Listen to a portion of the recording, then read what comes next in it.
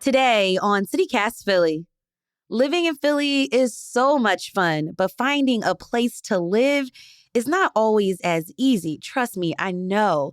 I'm looking for a new apartment or a house to rent right now. But where do I begin? I'm speaking with a local realtor about how to find the best rentals in Philly. It's Monday, June 3rd. I'm Trinity Nuri, and here's what Philly's talking about.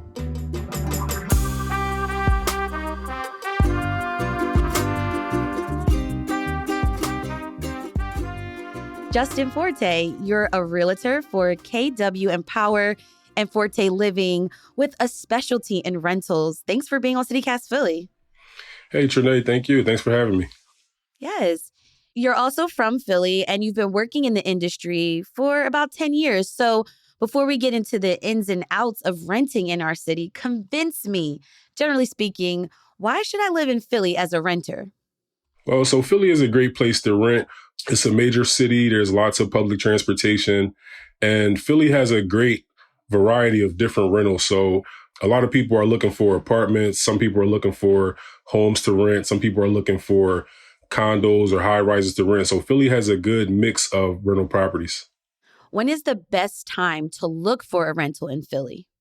So I usually tell my clients to look about 2 months before they're ready to move. So if they're looking to move June 1st, I would say mid-April. How has the rental market changed over the years, though? So one big change in the rental market was COVID. Like post-COVID, rental market is totally different than the pre-COVID rental market. I know a lot of people haven't really rented in a long time, so they're shocked when they see these landlord requirements wanting high credit scores or high deposits. Because before COVID, landlords were a little more lax, so they were lower deposits. They didn't have the same credit score requirements. So I just want tenants and people looking for rentals to be prepared for these higher requirements because COVID really changed a lot of things. It scared a lot of landlords because they had a harder time evicting problem tenants, and it scared a lot of tenants because they couldn't pay their bills because a lot of people weren't able to work. So COVID changed a lot of things. So just be prepared for the rental market now. If you haven't searched in a long time, it's a lot different. I love to talk through, the questions people might ask or have when they're looking for a rental, an apartment or a house or a condo, like you just mentioned. Let's start at the beginning. When there are so many listings, are there certain websites that we should use to spot our next rental? Websites like Zillow, Trulia, apartments.com, rent.com, they're all pretty good places to find rentals. How do you spot a scam listing, though? A scam listing, a good way to spot a scam listing is a listing that's asking for money up front. You never ask for a deposit up front. A listing where the pictures don't match the description. Because it's so hard now, because I've seen some places where there's no real furniture. It's like digital furniture. So I'm like, wait a minute, is this too good to be true? So I wouldn't call that a scam. So a lot of places have digital staging where they have the 3D furniture, but that can kind of misrepresent the size of rooms because they may have a whole living room set in a room and then you get there and the living room is tiny. So it's always better to see these places in person. Got you. Justin, I've lived in the Northeast, various places in North Philly, Alany, Germantown, and West Philly. I lived everywhere except for South Philly. So when it comes to choosing the right neighborhood, what's your best approach to deciding if a neighborhood is right for me? All right. So when choosing a neighborhood, I always say look for the amenities that you want when living in a property. So some people like to jog, some people like to ride bikes. So I would say look for areas that have a bike trail or a jogging trail. If you have kids, look for areas with pretty good schools and really keep an eye on the amenities that you want living in this area. Even as far as like shopping, public transportation, that's really what you want to look for in the area. And also somewhere that's safe. So you don't want somewhere that's a lot of vacant houses or a lot of activity on the block. You want somewhere that's pretty calm and safe and where you can enjoy your property. One thing that my mom always taught me about when I'm looking for a place to live is go visit that place during the day and go visit that place during the night. Would you agree? Yes, absolutely. Absolutely. So if you can, definitely drive by at different times of day. So check it out in the daytime, check it out at nighttime, check it out on the weekends. Sometimes, like if it's like the winter time, you may not see how it's going to look in the summertime. So that's a little tricky, but definitely drive through the block. Do you have a favorite neighborhood in Philly? Favorite neighborhood? I would have to say South Philly. Yeah, I would have to say South Philly. That's where I was raised at. I still go down there, Center City. They call it Queens Village now, but yeah, South Philly, I guess, is my favorite part. Okay.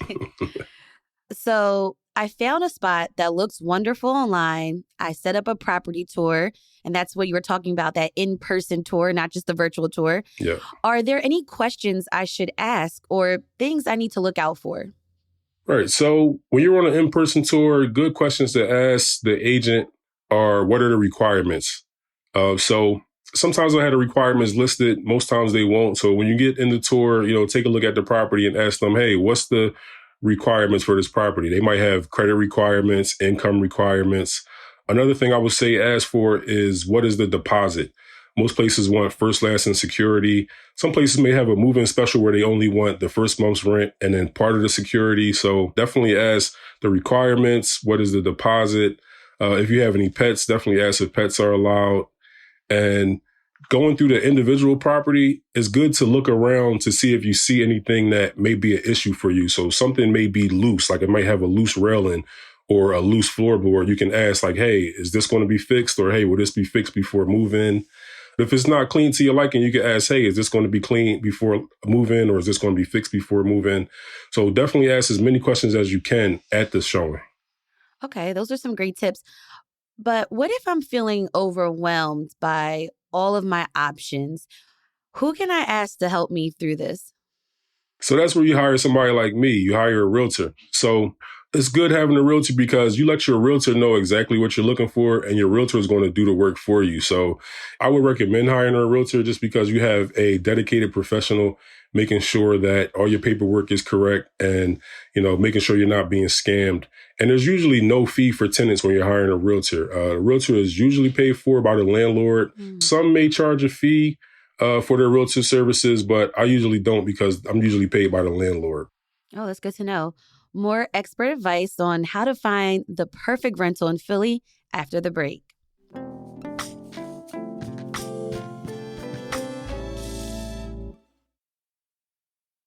So, Justin, you just walked me through the homework I need to do to find a place. And now let's just say I found my dream rental. What are landlords looking for in a tenant?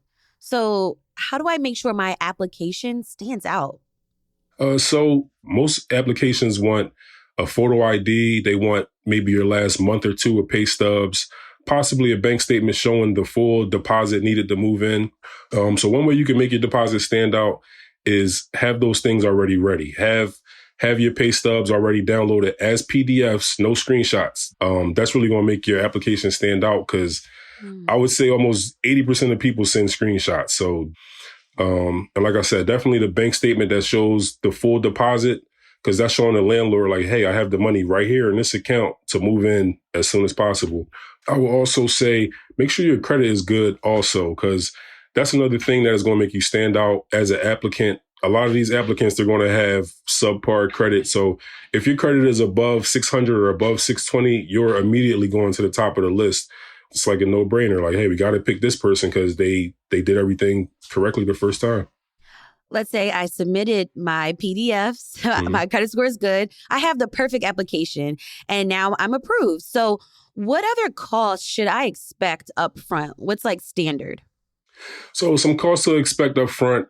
Some places will want renter's insurance. So that's something to keep in mind. Renter's insurance can usually be between like $10 to $15 a month, or you could pay yearly. It's not really that expensive, but that's one cost that I think a lot of people overlook. And then there's the usual utilities. So depending on the property, you'll have electric, gas, possibly water if it's not included in the rent.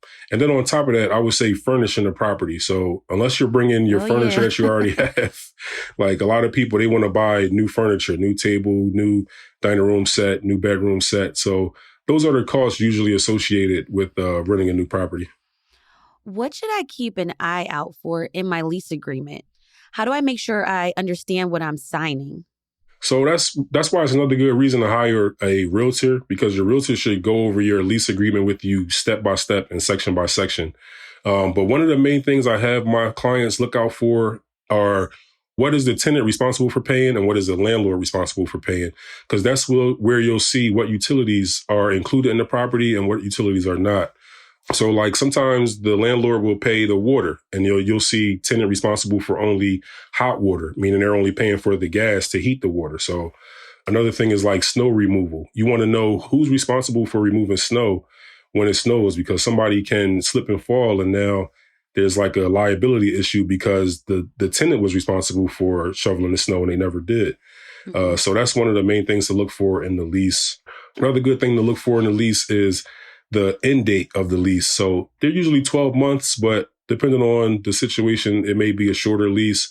Definitely keep an eye out for the end date. And then the rules of the lease. So they may say no pets, or no roommates moving in without permission, no painting without permission, no changes to the unit without permission. So yeah, a lease has a lot of moving parts, but you definitely want to keep an eye out on what's your responsibility as the tenant. Now, I know a lot of people like to get creative. They like to bring color and their personality into their living space. So are those type of things like painting or adding some bookshelves that, you might have to put holes in the wall or change the paint colors? Is that sort of stuff kind of negotiable though? It is. It is. So most times you just need the landlord's permission, the landlord's written permission to change things. And then most likely they'll say, just change it back before you move.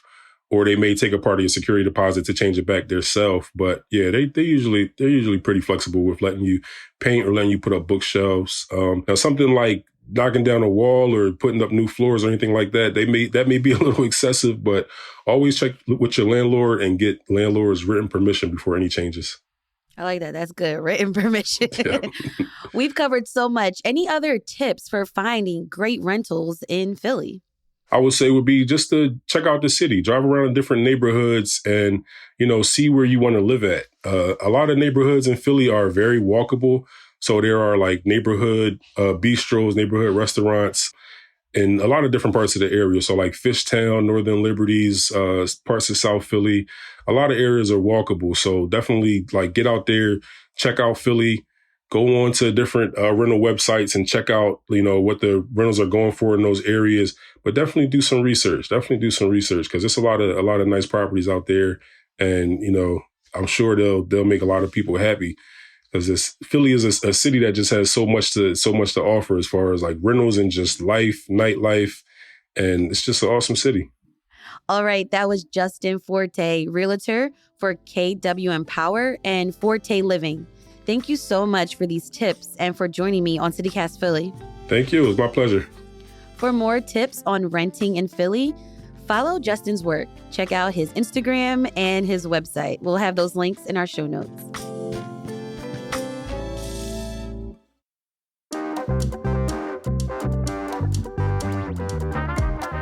That's all for today here on CityCast Philly. If you enjoyed this episode, tell a friend, rate the show, leave us a review, and hit that subscribe button. Be sure to sign up for our morning newsletter, Hey Philly, to learn more about what else Philly's talking about. We'll be back tomorrow morning with more news from around the city. Bye.